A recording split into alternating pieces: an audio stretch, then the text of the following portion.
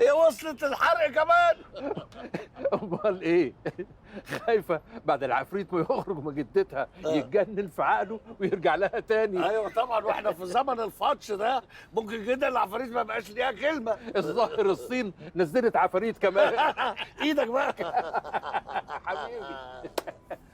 طب بس ايه اللي جننها وحدفها على ان هي ممكن تفتكر ان حضرتك يعني لا مؤاخذه ليك في السحر والشعوذه والكلام الفارغ ده؟ ما هو انا اللي حدفتها الحدفه دي يا فالح. انت ازاي؟ قعدت كده جرجرتها في الكلام يعني ودردشت معاها وفهمتها ان الحل عندي انا. طب ده كلام والنبي يا مولانا، يعني بدل ما تصرفها عن الجهل والشعوذه تحدفها فيهم تاني؟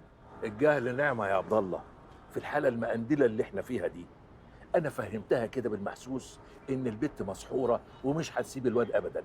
مش كده احسن ولا اقول لها ان البت عاشقاه بجد وبتحبه بجد وهتتجوزه غصب عننا كلنا؟ ابن العفاريت. ايوه لا مؤاخذة، عليك لا مؤاخذة، ابن لا مؤاخذة، صاحبي. انا اسف، انا اسف يا مولانا.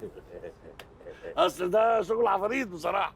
امال هتعمل ايه بقى لما نولع البخور ونصرف الخدام؟ لا لا لا لا لا لا، ده هو انت كده هتبقى جبته لنفسك يا مولانا وهتفضل هي شابطه فيك ليل نهار. ادينا بنتسلى يا سيدي، مش بدل ما تجيب لك كل دجالين البلد تجيبهم عندك في البيت والبيت مش ناقص. لا لا لا، وانا ناقص؟ لا والنبي مفيش مكان خلاص. والله يا قلبي عندك يا عبد الله في فرح العمده اللي منصوب عندك ده.